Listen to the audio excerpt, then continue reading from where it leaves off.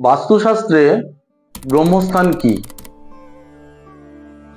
আসুন ব্রহ্মস্থান কি তা জানার আগে জেনে নিই বাস্তু কি। বাস্তু কি? আমরা যেখানে বসবাস করি তাই বাস্তু। অতি সংক্ষেপে আমরা এটাকে যত সহজ ভাবি, আসলে কিন্তু তা নয়। বাস্তু কিন্তু জটিল একটি বিষয়। আমরা যদি অনেকগুলো বছর পেছন দিকে চলে যাই, হরপ্পা মহেঞ্জোদারো সভ্যতায় যে নগর কেন্দ্রিক সভ্যতা গড়ে উঠেছিল, সেই সময় কিন্তু একটা সুন্দর বাস্তুরীতির পরিচয় আমরা পেয়েছিলাম।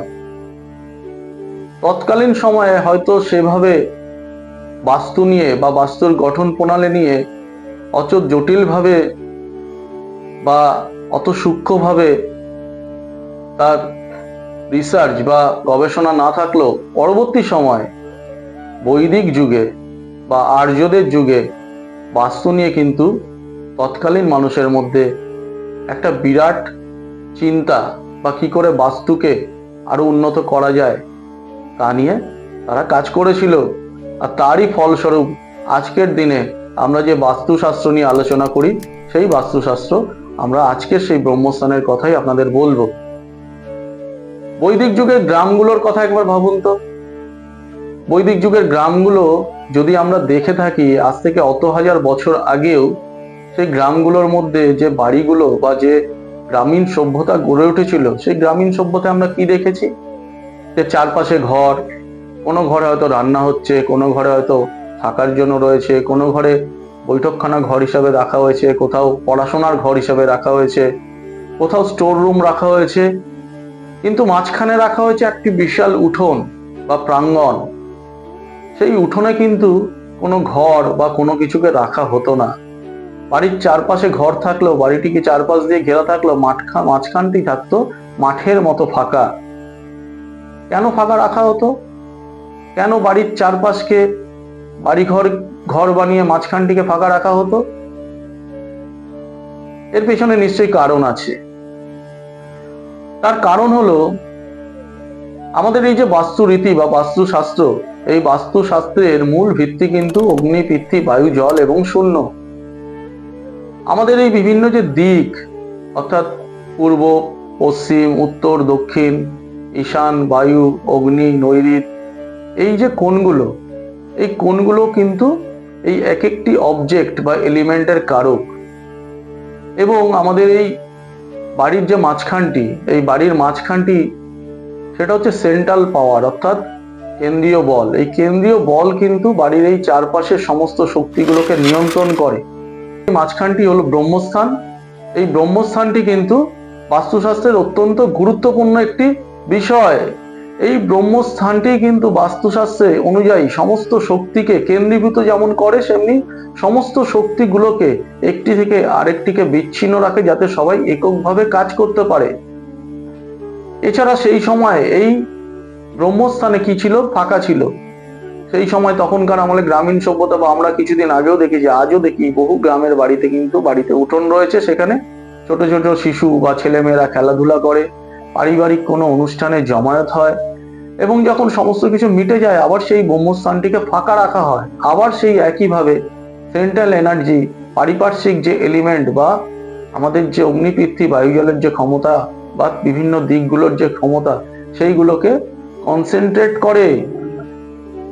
বাড়ির মাঝখানের এই যে ব্রহ্মস্থান, এই ব্রহ্মস্থানটা ফাঁকা থাকার ফলে বাড়ির চারপাশ দিয়ে যে প্রাণবায়ু, অক্সিজেনের যে চলাচল, সেই চলাচলটিও ঠিক হয়, ফলে আমাদের স্বাস্থ্য ঠিক থাকে। তাহলে বর্তমান সমাজে ব্রহ্মস্থানটি কোথায় গেল? আজকের দিনে দেখা যায় যে চারিদিকে নগরায়ন হচ্ছে, চারিদিকে ক্রমশ বাড়িঘর লম্বা লম্বা মাথা তুলে তুলেছে। আর কি হচ্ছে? যে মানুষের এই উঠোনগুলো আস্তে আস্তে হারিয়ে যাচ্ছে, মানুষের এই ব্রহ্মস্থানগুলো আস্তে আস্তে হারিয়ে যাচ্ছে। আমরা কি দেখছি? উঠোন বুঝিয়ে তার উপর ছাদ হচ্ছে, ঢালাই হচ্ছে, এবং তার উপর একের পর এক তলা বাড়িয়ে অনেক অনেক উঁচু প্রাসাদ, ফ্ল্যাট বাড়ি তৈরি হচ্ছে। এখন এই ফ্ল্যাট বাড়িগুলোতে কি তাহলে ব্রহ্মস্থান নিয়ন্ত্রণ হচ্ছে বা রক্ষা করা যাচ্ছে? আমরা যে বাস্তুতে দেখি যে যেখানে ব্রহ্মস্থানের এত গুরুত্ব রয়েছে, সেখানে কিন্তু ফ্ল্যাট বাড়িগুলোতে দেখা যাচ্ছে যে নিচের যে বাস্তুর যে মূল ব্রহ্মস্থান, সেখানে গ্যারাজ তৈরি হয়েছে, গাড়ি রাখার জায়গা তৈরি হয়েছে, বেসমেন্ট তৈরি হয়েছে, এমনকি অফিস ঘরও তৈরি করছে। বাস্তুরীতি অনুযায়ী কিন্তু এগুলো সবগুলোই ভুল। এখন প্রশ্ন হলো, তাহলে এই ব্রহ্মস্থান দেখে শুনে আমাদের পক্ষে কি বাড়িঘর করা সম্ভব? যদি বাড়িঘর করা সম্ভব হয়, তাহলে আমি বলবো হ্যাঁ, অবশ্যই ব্রহ্মস্থানকে মেনটেন করে বাড়িঘর করুন। কিন্তু যাদের অলরেডি বাড়িঘর রয়েছে বা যারা অলরেডি ফ্ল্যাটে বসবাস করছেন, তাদের পক্ষে কি হবে? আসুন দেখে নিই, যাদের অলরেডি যারা ফ্ল্যাট বাড়িতে বাস করছেন বা যাদের বাড়ি রয়েছে, তাদের যদি এ ধরনের সমস্যার মুখে পড়তে হয়, তাদের আমি আজকে কিছু বলবো, যেগুলো আপনারা যদি কিছুটা মেনটেন করেন, তাহলে কিন্তু এই ব্রহ্মস্থানটাকে আপনি রক্ষা করতে পারবেন। আর ব্রহ্মস্থানটিকে যদি রক্ষা করতে না পারেন, তাহলে কিন্তু আপনার নানা ধরনের সমস্যা বাড়ির মধ্যে এসে উপস্থিত হবে। আপনি যতই দামি জমিতে বাড়ি করুন, আপনি যতই ওই বিভিন্ন কোণে বিভিন্ন জিনিস তৈরি করুন, ঈশান কোণে ঠাকুর ঘর, অগ্নি কোণে রান্নাঘর, এইভাবে যদি যত কিছুই মেনটেন করেন, বাদ বাকি যা কিছু বাস্তু নিয়ম, কিন্তু ব্রহ্মস্থানটিকে যদি আপনি মেনটেন না করেন, নিয়ন্ত্রণ না করেন, রক্ষা না করেন, আপনার বাড়ির শান্তি, সমৃদ্ধি কোনো কিছুই থাকবে না। বাড়ির সমস্ত উন্নতি কিন্তু ধীরে ধীরে নষ্ট হয়ে যাবে। বাড়ির বাস্তু বা বাড়ির ব্রহ্মস্থানটিকে দেখার জন্য আমাদের কি কি করা দরকার? যারা ফ্ল্যাট বাড়িতে থাকেন, দেখে নিন ব্রহ্মস্থানে কোনো পিলার বা স্তম্ভ আছে কিনা। বাড়ির ঠিক মাঝখানটিকে বা ফ্ল্যাটের ঠিক মাঝখানটিতে যদি পিলার বা স্তম্ভ থাকে, তাহলে কিন্তু সেটি অত্যন্ত অশুভজনক। আপনাকে ইমিডিয়েট ওই ফ্ল্যাট, বা যদি ভাড়ার ফ্ল্যাট হয়, পরিত্যাগ করা উচিত। বা যদি কেনার সময় দেখেন যে কোনো ফ্ল্যাট কিনতে গেছেন, বাড়ি কিনতে গেছেন, যদি দেখেন যে বাড়ির ঠিক মাঝখান অংশটি, যেটাকে সহজেই মেপে বের করা যায়, সেখানে কোনো ভারী জিনিস, পিলার রয়েছে, তাহলে কিন্তু সেই বাড়িটি আপনি কিনবেন না বা ফ্ল্যাটটি কিনবেন না। তাহলে ভবিষ্যৎ জীবনে কিন্তু আপনি অনেক সমস্যায় পড়বেন।